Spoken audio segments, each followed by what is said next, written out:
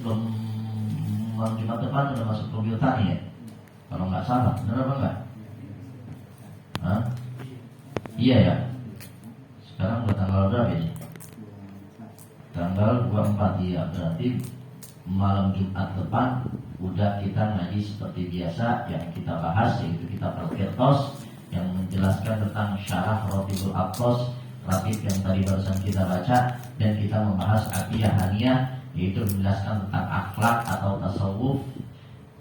Nah, malam ini berarti terakhir kita membahas sejarah singkat daripada perjalanan hidup Nabi kita Muhammad Sallallahu Alaihi Wasallam. Biar kita semakin kenal sama Nabi. Jangan sampai nih kita hadir maulid kemana-mana. Ini kan bulan Rabiul Awal kan, maulid di mana-mana ada. Kita hadir bukan cuma satu maulid, berkali-kali kita hadir maulid. Jangan sampai kita keluar dari bulan maulid nggak makin kenal kita sama Nabi, nggak makin dekat sama Nabi, nggak makin cinta kepada Nabi kita Muhammad Sallallahu Alaihi Wasallam. Terus nunggu apa lagi? Kalau udah sering hadir ke majlis maulid tapi nggak makin kenal sama Nabi, nunggu apa lagi? Kalau kita hadir ke majlis maulid sering tapi nggak tambah cinta kepada Nabi, nunggu apa lagi? Kapan kita kenal sama Nabi? Kapan kita cinta kepada Nabi Muhammad Sallallahu Alaihi Wasallam? Nah, makanya hadirnya kita ke majlis-majlis maulid biar kita makin kenal sama Nabi. Kalau kita udah kenal sama Nabi, kita bakal cinta sama Nabi. Mustahil orang yang benar-benar kenal sama Nabi terus dia nggak cinta sama Nabi, bohong. Siapapun orang yang pasti kalau benar-benar kenal Nabi dari sumber yang benar, punya hati yang bersih, akal pikirannya sehat, kenal benar-benar Nabi, pasti dia bakal cinta kepada Nabi kita Muhammad Sallallahu Alaihi Wasallam. Sebab siapapun manusia itu tabiatnya cinta kepada kesempurnaan, cinta kepada keindahan. Dan Nabi kita Muhammad Sallallahu Alaihi Wasallam, baik akhlak, fisik maupun sifat-sifatnya, semuanya kesempurnaan dan keindahan yang ada pada diri Nabi Muhammad Sallallahu Alaihi Wasallam. Kalau kita udah cinta, udah kenal, bakal cinta. Kalau udah cinta, bakal enteng untuk mengikutinya, nggak bakal berat buat menjalankan perintahnya, nggak bakal ragu untuk meninggalkan apa-apa yang dilarangnya. Sekarang kita sering banget tinggalin perintah Nabi. Jangankan yang berat-berat, yang kecil-kecil aja. Masuk ke masjid pakai kaki kanan, keluar pakai kiri, sering kelupaan. Masuk kamar mandi pakai kaki kiri, keluar pakai kaki kanan, suka kelupaan juga. Bawa siwak siwak kagak berat, ya Allah. Kagak ada di sekilo ini siwak ya. Dan rokok insya Allah bawa semua. Iya, siwak ini nggak berat. Kenapa? Tapi kita sering lupa. Masuk kamar mandi pakai ke kiri aja sering lupa. Masuk masjid pakai ke kanan aja sering lupa. Makan baca bismillah aja kadang lupa. Kenapa? Karena kurang cintanya kita kepada Nabi Muhammad Sallallahu Alaihi Wasallam. Inna muhibbi man yuhibbuti. Karena orang yang cinta kepada orang yang dicintai bakal taat, bakal ngikutin, nggak pakai disuruh bakal ngikutin kalau udah cinta mah. Makanya bagaimana cara kita menumbuhkan cinta kita kepada Nabi Muhammad Sallallahu Alaihi Wasallam? Kenali betul-betul siapa Nabi Muhammad Sallallahu Alaihi Wasallam. Nah, kemarin kita udah bahas tuh bagaimana Nabi Sallallahu Alaihi Wasallam diciptakan. Makhluk yang pertama Allah ciptakan yaitu nur cahaya Nabi Muhammad Sallallahu Alaihi Wasallam. Sebelum diciptain segala sesuatu, gobla kulli syai, sebelum segala sesuatu. Cahaya Nabi Sallallahu Alaihi Wasallam ini cahaya berpindah-pindah, kemarin kita jelasin.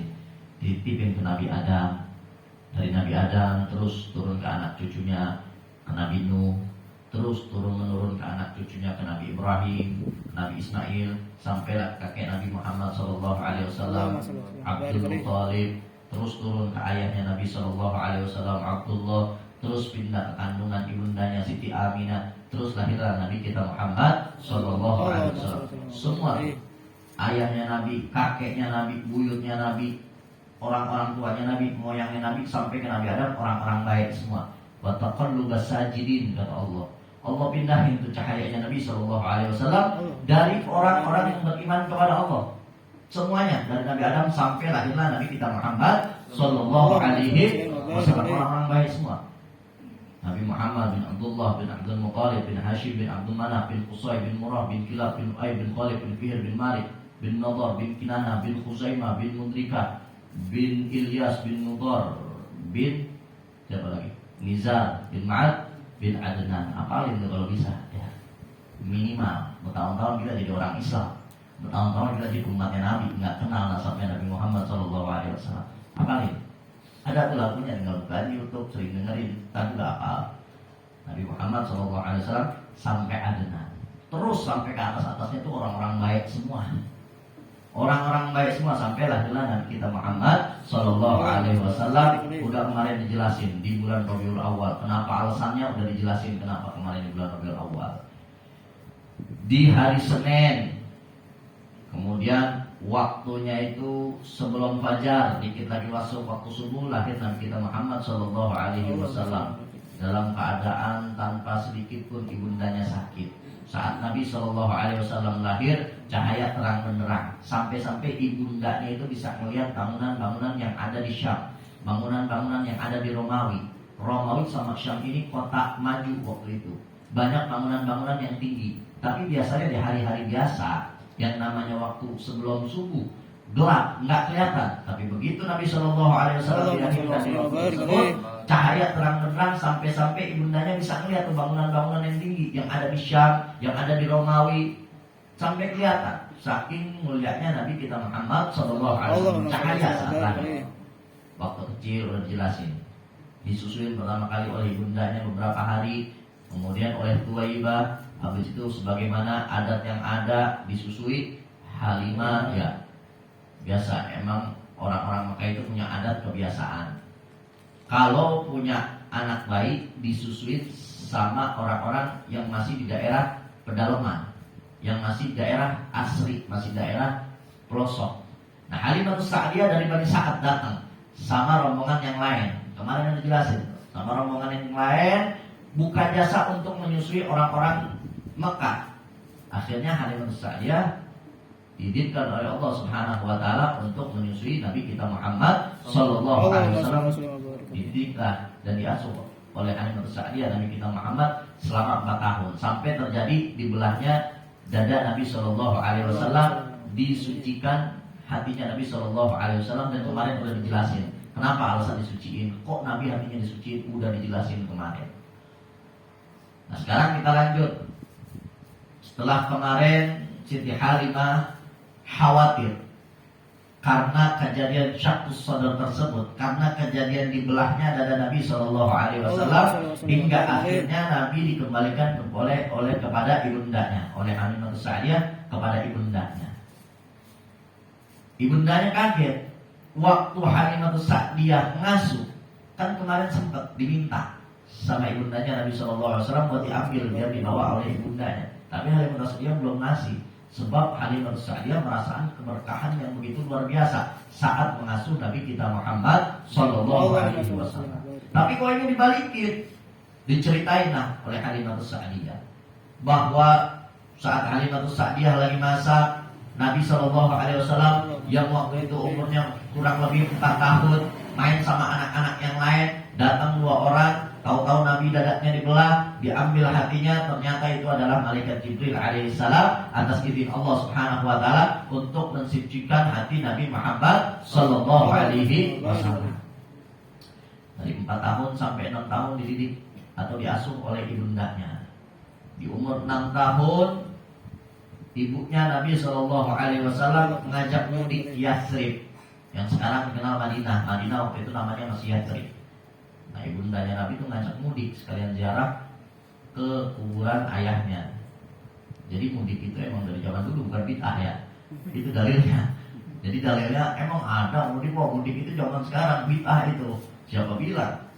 Ibundanya Nabi Shallallahu Alaihi Wasallam pernah ngajak Nabi Shallallahu Alaihi Wasallam ke Yathrib atau Madinah buat ketemu keluarga ibundanya Nabi. Nabi Shallallahu Alaihi Wasallam tinggal di Madinah selama 1 bulan. Waktu umur masih 6 tahun, diajarin berenang di situ tuh. Nabi bisa berenang waktu di Yathrib, waktu di Madinah, waktu umur 6 tahun. Begitu Nabi Shallallahu Alaihi Wasallam pulang selama 1 bulan udah tinggal di Yathrib di Madinah, di perjalanan pulang di daerah Abwa wafat ibunda Nabi Shallallahu Alaihi Wasallam. Waktu itu Nabi masih umur 6 tahun, di tengah jalan lagi sama ibundanya meninggal dunia. Nabi sendiri tuh yang nguburin, bayangin. Akhirnya Nabi SAW pulang bareng sama budak punya ayahnya. Jadi ayahnya dulu punya budak namanya Ummul Aiman. Ummul Aiman ini budak dari ayahnya Nabi Shallallahu Alaihi Wasallam yang ikut bareng Nabi. Jadi Nabi, ibundanya Nabi Ummul Aiman waktu berangkat ke Yatsrib. Begitu pulang di tengah jalan, ibundanya Nabi Shallallahu Alaihi Wasallam wafat. Balik ke kota Mekah. Sampai di Mekah, Nabi Shallallahu Alaihi Wasallam diasuh oleh kakeknya dari umur 6 tahun sampai 8 tahun. Di umur 8 tahun kakeknya Nabi Shallallahu Alaihi Wasallam meninggal dunia. Bayangin, di umur 2 bulan ditinggal sama ayahnya waktu Nabi masih dalam kandungan. Umur 6 tahun ibunya meninggal. Umur 8 tahun kakeknya meninggal. Walaupun begitu berat ujian dan cobaan hidup Nabi Shallallahu Alaihi Wasallam, tapi selalu Nabi itu masih merasa kurang bersyukur. Nabi sholat sampai kakinya bengkak. Sampai-sampai Nabi Shallallahu Alaihi Wasallam ketika ditanya sama sahabat, wahai Nabi, wahai Rasul, kenapa sih engkau ini kok ibadah sholat malam sampai bengkak-bengkak kakinya, padahal engkau ini udah dijamin surga? Apa kata Nabi Shallallahu Alaihi Wasallam? Afalam akuna abdan syakura. Apakah aku ini nggak boleh jadi hamba yang bersyukur? Tuh bayangin, kita udah hidup enak ya, serba nikmat, ngeluh mulu sama Allah Subhanahu Wa Taala. Mending ngeluhnya sholat, ngeluhnya di doa, ngeluhnya di medsos ya, di status WA enak banget melihatnya. Disangka pengen dibantuin kali, boro-boro yang bantuin ya, yang ada ngeledekin ya orang-orang. Iya. Nabi Shallallahu Alaihi Wasallam walaupun berat kehidupannya, walaupun sulit dari masa kecilnya, tapi Nabi Shallallahu Alaihi Wasallam selalu merasa aneh ini kurang bersyukur sampai beliau sholat kakinya sampai bengkak, warimat rijlahu, sampai kakinya itu terluka saking lamanya Nabi Shallallahu Alaihi Wasallam berdiri beribadah kepada Allah Subhanahu Wa Taala. Makanya kenapa kita kisahkan kisah-kisah Nabi Shallallahu Alaihi Wasallam? Disebutkan dalam Al-Quran ketika Allah Subhanahu Wa Taala menceritakan nabi-nabi terdahulu, Allah ingatkan kepada Nabi Shallallahu Alaihi Wasallam, wa qulu naqussu min amba'ir rusul ma nuthabbitu bi fu'ada. Wahai Nabi, kami ceritakan kisah-kisah nabi-nabi terdahulu buat apa? Buat meneguhkan hati engkau. Nabi Shallallahu Alaihi Wasallam yang imannya udah sempurna, yang hatinya pasti bertakwa kepada Allah Subhanahu Wa Taala. Allah Subhanahu Wa Taala jelaskan dalam Al-Quran, kisah-kisah Nabi terdahulu itu untuk meneguhkan hatimu, apalagi hati kita yang lemah. Makanya salah satu faedah dan keutamaan kita mengadakan perayaan Maulid Nabi Muhammad SAW dan mengisahkan kisah-kisah Nabi SAW serta orang-orang soleh buat apa? Buat meneguhkan hati kita yang tadinya kita udah lemes ibadah, udah jarang-jarang ngaji, ya malehoy, ya apalagi hujan ya. Nah begitu diceritain kisah-kisah Nabi, diceritain kisah-kisah orang soleh, maka hati kita bakal teguh kembali, hati kita bakal semangat lagi, yang tadinya kendor kencang lagi. Nah, makanya dikisahkan kisah-kisah Nabi Shallallahu Alaihi Wasallam. Salah satu faedahnya buat kita semakin teguh hati kita. Di umur 8 tahun kakeknya meninggal, diasuh oleh pamannya. Siapa pamannya Nabi? Abu Thalib. Abdul Muthalib atau Abu Thalib? Abu Thalib. Abdullah nama ayahnya, Aminah ibundanya, Abdul Muthalib kakeknya, Abu Thalib pamannya. Kalau dipakai lagu pada hafalnya. Abu Thalib pamannya. 8 tahun kakeknya meninggal, diasuh sama pamannya Abu Thalib. Abu Thalib itu ayahnya Sayyidina Ali, Sayyidina Hamzah, Sayyidina Ja'far, Ummu Hani. Nah saudara-saudaranya Nabi itu tadinya sepupunya Nabi, akhirnya jadi saudara angkatnya Nabi Shallallahu Alaihi Wasallam. Waktu pamannya itu ngasuh Nabi Shallallahu Alaihi Wasallam dari kecil, Nabi emang kelihatan mulia udah. Nabi Shallallahu Alaihi Wasallam dari kecil maupun fisiknya ataupun akhlaknya udah kelihatan sempurna. Makanya jangan dengerin orang-orang yang suka bilang tuh Nabi tuh waktu kecil gak sama kayak anak kecil biasa. Siapa bilang? Kamu waktu kecil tuh sama. Ya anak-anak kecil kita di sini pada nyolong mangga, ya mungkin Nabi begitu. Nah ini suka begitu ya. Udah gitu ada lagi ustadz yang bilang Nabi itu waktu kecil ya sesat, belum ngerti apa-apa. Orang ada di Al-Quran wajadaka dhalan fahada. Orang disebutin ayatnya, wajadaka dhalan fahada, dan aku temukan engkau wahai Nabi dalam keadaan tersesat, fahada, dan kami beri hidayah. Mau bodoh gitu lagi. Ya udah jangan didengerin yang gitu-gitu mah. Jangan didengerin apa dalil apa jawabannya. Udah mau tahu jawabannya jangan didengerin udah. Ilmu masa bodoh tuh. Penting. Dari kecil Nabi Shallallahu Alaihi Wasallam emang udah sempurna dari sononya. Dari kandungan aja kemarin udah kita ceritain sempurna. Jangan dari kandungan, waktu dari cahayanya aja udah sempurna, udah kita ceritain kemarin tuh, panjang lebar.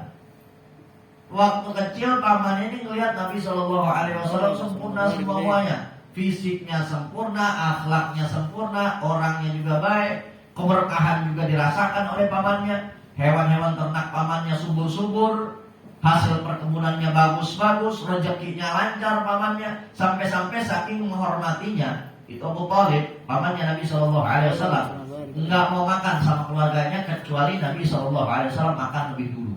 Padahal Nabi waktu itu masih umur 8 tahun, ya, masih umur 8 tahun. Itu pamannya Nabi Shallallahu Alaihi Wasallam nggak mau makan, nggak boleh nih. Sayyidina Ali itu anak kandungnya, Sayyidina Ali, Sayyidina Ja'far bin Abu Thalib, Sayyidina Hamzah bin Abu Thalib, Ummu Hani binti Abu Thalib, itu nggak boleh dikasih makan sebelum Nabi Shallallahu Alaihi Wasallam makan lebih dulu. Karena saking sayangnya Abu Thalib paman Nabi kita Muhammad Shallallahu Alaihi Wasallam. Nah, dari 8 tahun, 9 tahun, 10 tahun, 11 tahun, 12 tahun mulailah Nabi diajarin dagang. Waktu kecil masih ngikut gembala. Nah kan disebut itu di posisi ya. Gimana? Saat kecil mengembala, dagang saat remaja. Jadi Abu Thalib ini orang yang dipercaya sama orang-orang Mekah. Jadi orang-orang Mekah punya hewan ternak dititipin ke Abu Thalib. Nah Abu Thalib kalau pengen ngamon itu nyuruh Nabi Shallallahu Alaihi Wasallam nanti dikasih upah. Nah umur 12 tahun Abu Thalib ngajak Nabi Shallallahu Alaihi Wasallam berangkat ke Syam untuk berdagang. Syam itu kalau sekarang udah dipecah jadi 4 negara: Palestina, Yordania, Syria, sama Lebanon. Dulu itu satu, namanya Syam. Nah orang-orang Mekah dulu kalau pengen dagang itu ke Syam biasanya, soalnya di situ perkotaan dan orang dari mana-mana datang ke situ. Nah Nabi Shallallahu Alaihi Wasallam di umur 12 tahun diajak sama pamannya, sama rombongan orang-orang Mekah pergi ke Syam. Tapi begitu sampai dekat lagi Syam, pengen masuk ke tempat pasar Syam. Waktu itu udah nyampe mungkin kalau sekarang Yordania, sebab ada di situ nama aktilasnya Nabi Shallallahu Alaihi Wasallam di Yordania saat Nabi diajak sama pamannya pengen dagang ke negeri Syam. Di tengah perjalanan belum nyampe ke tempat jual beli. Di tengah perjalanan Nabi Shallallahu Alaihi Wasallam dan rombongan serta pamannya ketemu sama Buhairo, seorang pendeta, tapi bukan pendeta zaman sekarang. Soalnya pendeta zaman Nabi Shallallahu Alaihi Wasallam yang dibacanya itu Injil yang masih orisinil, ya, Taurat yang masih orisinil, yang masih asli, belum ada perubahan. Zaman sekarang mau banyak perubahan. Nah Buhairo ini tahu tanda-tanda Nabi akhir zaman. Bahkan Buhairo ini setiap ada rombongan dagang dari Mekah itu ngecek ada kan nih ciri-cirinya Nabi terakhir. Oh nggak ada. Akhirnya tunggu lagi. Begitu ada rombongan Mekah lagi dilihatin lagi. Oh nggak ada. Sampai datanglah rombongan Nabi Muhammad Sallallahu Alaihi Wasallam. Lihat, ini Nabi masih umur 12 tahun. Ini kayaknya anak kecil ini yang bakal jadi Nabi terakhir. Sebab orang-orang terdahulu itu sebelum datangnya Nabi Sallallahu Alaihi Wasallam, mereka udah mengkaji Injil, mereka udah mengkaji Taurat. Di situ disebutin bahwa Nabi terakhir itu cirinya begini. Sampai-sampai orang-orang Yahudi disebutin dalam Al-Quran, ya'rifunahu kama ya'rifuna abna'ahum. Orang-orang Yahudi itu kenal sama Nabi seperti mereka kenal anaknya sendiri. Orang tua kalau udah kenal sama anaknya bakal kenal banget. Mau tuh anak kembar juga bisa bedain ya. Kalau kita tangganya kadang suka ketuker, mana abangnya, mana adiknya, ya kan?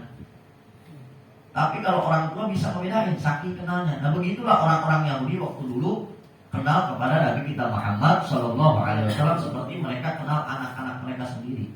Terus kita yang Islam, umatnya Nabi, nggak mau kenal sama Nabi. Ya. Bahkan orang-orang Yahudi itu dianggap alim dianggap ulama itu kalau mereka paling kenal siapa Nabi Muhammad SAW. Jadi orang-orang Yahudi, siapa ulama-ulama Yahudi, siapa tokoh-tokoh intelek Yahudi di zaman dulu, zaman Nabi, itu orang yang paling kenal Nabi terakhir. Semakin dia kenal sama ciri-ciri Nabi terakhir, semakin alim itu orang begitu, semakin dihormati di tengah orang-orang Yahudi. Nah, makanya ini Buhairah melihat nih, kayaknya ciri-cirinya ada ini sama ini anak nih, ciri-ciri Nabi terakhir. Soalnya Nabi terakhir itu ciri-cirinya begini-begini, dinaungin sama awan mendung ya, bukan awan yang tukang masak, bukan, awan mendung. Akhirnya dilihat, oh ini kayak ciri-cirinya Nabi terakhir nih. Diundang tuh rombongan Nabi SAW dan pamannya sama Buhairah. Ya udah, itu rombongan dari Mekah, besok ke rumah saya ya, makan-makan. Akhirnya rombongan pamannya Nabi yaitu Abu Thalib dan rombongan yang lainnya ikut makan-makan. Dilihatin, kok tuh anak yang kecil yang tadi kita lihatin kagak ada. Kemana ini bocah?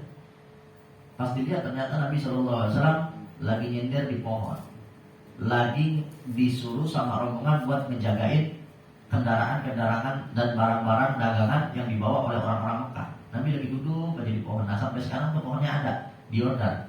Kalau pengen lihat tinggal buka aja searching pohon Sahabi. Kenapa disebut pohon Sahabi? Sebab itu pohon ketemu sama Nabi SAW. Dianggap itu pohon sahabat Rasulullah SAW yang masih hidup. Sampai sekarang masih hidup. Masih hidup ada di Yordan. Kalau nggak percaya lihat aja di searching pohon Sahabi. Itu pohon yang Nabi SAW saat mau pergi ke Syam berteduh di situ, lagi teduh, ngelihat itu. Kata Buhairah, kok ini anak kecil yang tadi kita lihat yang ada tanda-tanda Nabi terakhir nggak ada, kemana ini? Pas dilihat Nabi SAW lagi ngejagain barang-barang dagangan orang-orang Mekah. Dipanggil oleh Buhairah, siapa ini anak yang bawa? Siapa menanggung jawab ini anak? Akhirnya orang bilang itu Abu Thalib. Dibilang sama Abu Thalib, wahai Abu Thalib, Jangan bawa ini anak ke Syam. Jangan terusin perjalanan. Sebab kalau orang-orang Yahudi ngeliat dan orang-orang Yahudi akhirnya tahu ternyata Nabi terakhir bukan dari golongan mereka, bukan dari anak keturunan orang-orang Yahudi, ini anak-anak bisa macam-macam ini. Bisa-bisa ini anak malah dibunuh. Jangan sampai dibawa ke Syam. Soalnya orang Yahudi begitu. Orang Yahudi nggak mau tuh kalau Nabi terakhir itu bukan dari golongan mereka. Orang-orang Yahudi gak mau kalau Nabi terakhir itu bukan dari keturunan Yahudi. Walaupun mereka tahu bahwa Nabi kita Muhammad SAW adalah Nabi terakhir, mereka gak mau beriman, saking gengsinya. Tuh, saking gengsinya. Akhirnya pamannya Nabi SAW bawa balik Nabi SAW ke Mekah. Mulai dari saat kecil beliau terus melanjutkan kesibukannya sehari-hari, yaitu mengembala. Nabi saat kecil mengembala sampai umur kira-kira 20 tahunan udah dikenal Nabi sama masyarakat. Orangnya baik, akhlaknya bagus, jujur perkataannya, amanah. Sampai-sampai di umur 20 tahunan sampai 25 tahun Nabi dagang itu sukses. Sampai jadi orang yang dagangannya laku besar karena dengan kejujuran dan akhlak Nabi Muhammad SAW. Jadi Nabi waktu kecil aja udah belajar dagang, belajar nyari duit, belajar usaha. Makanya Allah Subhanahu wa taala berfirman, "Innallaha yuhibbul 'abdal muhtarif." Sesungguhnya Allah Subhanahu wa taala mencintai hambanya yang kerja keras, bukan yang diem aja. Diem nunggu warisan misalnya, doain kapan nih kalau gua meninggal begitu. Ada, Allah Subhanahu wa taala mencintai hamba-hambanya yang bekerja keras. Jangankan kita, Nabi SAW yang dicintai oleh Allah Subhanahu wa taala aja, waktu masih kecilnya, remajanya, beliau usaha ngangon kambing. Waktu mudanya usaha sampai bisnisnya maju. Di umur 25 tahun mulai ada banyak orang-orang yang invest sama Nabi. Banyak yang ngasih duit sama Nabi, bagaimana caranya ini modal biar diputar. Banyak yang ngasih barang dagangan ke Nabi, biar Nabi SAW yang jualin. Nah sampai akhirnya Siti Khadijah nitip juga barang dagangan kepada Nabi kita Muhammad SAW. Dibawa tuh barang dagangan Siti Khadijah ke Syam. Dititipin juga budaknya Siti Khadijah buat kontrol Nabi SAW dalam dagangannya. Namanya Maisarah. Ya, Maisarah itu sebetulnya laki-laki. Maisarah itu laki-laki, budaknya Siti Khadijah alaiha salam. Dilihat sama Maisarah, wah ini orang bukan orang biasa ini. Akhlaknya baik, perkataannya jujur, amanah, dagangannya laku. Sampai pulang ke Mekah, Siti Khadijah dicintai, wahai Khadijah luar biasa ini orang begini. Akhirnya Siti Khadijah pun teman sama Nabi SAW. Mulai dah curhat Siti Khadijah sama teman dekatnya namanya Nafisa.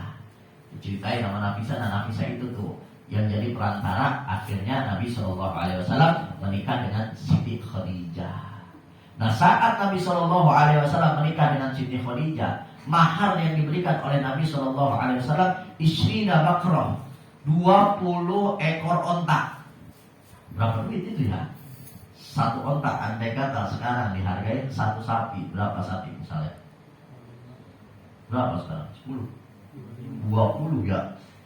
20 juta dikali 20 ekor, berapa itu?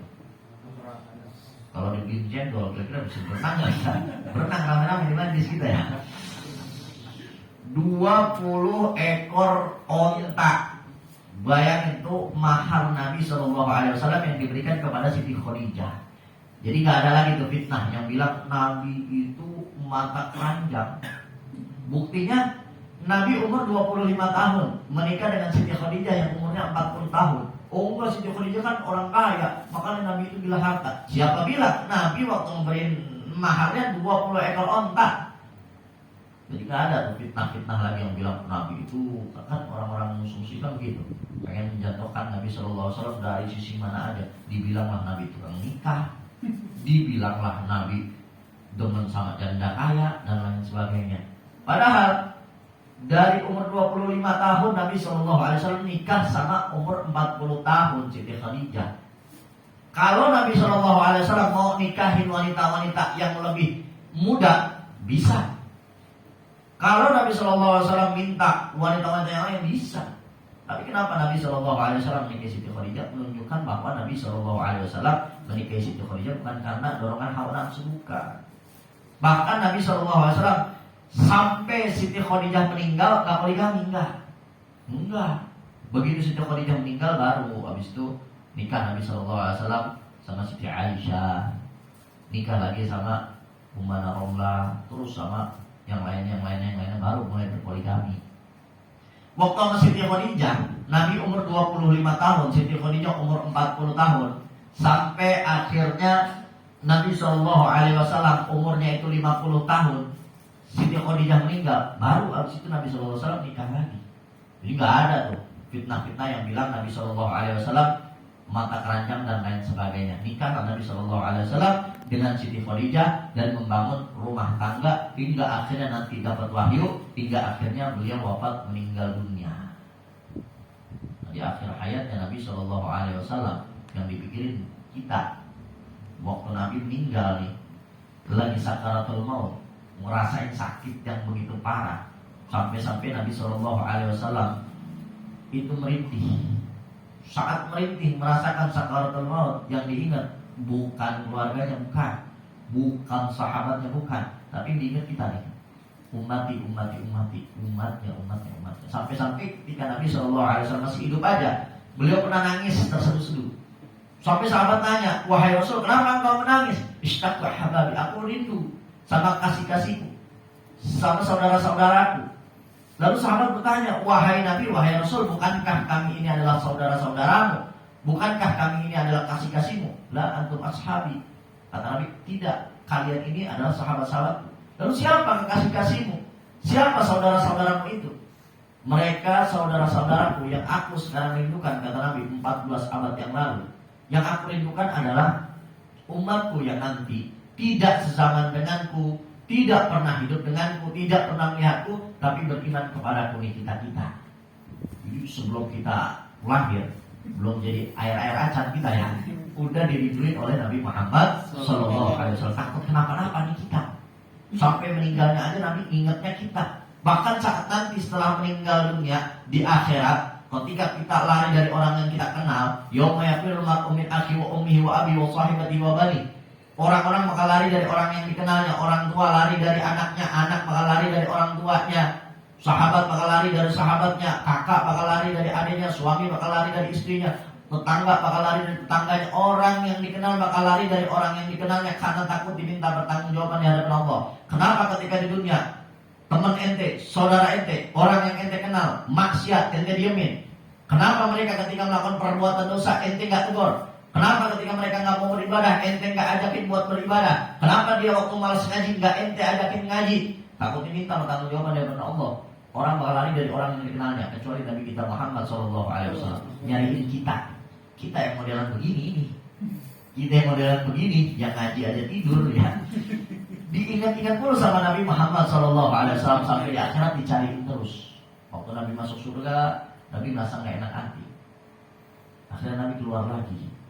Nabi sujud dengan sujud yang nggak pernah seorang pun sujud sebagaimana Nabi sujud waktu itu. Nabi berdoa dengan doa yang nggak pernah seorang pun berdoa dengan doa itu. Minta sama Allah Subhanahu Wa Taala sampai akhirnya Allah Subhanahu Wa Taala menyampaikan kepada Nabi, irfarsa wasal tu'to, angkatlah kepala, minta apa yang kau inginkan. Apa kata Nabi? Ya Allah, jangan sampai ada satu umatku masuk ke dalam neraka. Kitanya udah bela abis-abisan sama Nabi SAW, kitanya sendiri malas-malasan ibadah. Disuruh sama Nabi nutup aurat, buka aurat. Disuruh sama Nabi tinggalin riba, makan duit riba. Disuruh sama Nabi jangan maksiat, malah maksiat. Padahal udah jelas Nabi SAW cintanya sama kita luar biasa. Pasti apapun yang diperintahkan oleh Nabi untuk kemaslahatan kita di dunia dan di akhirat.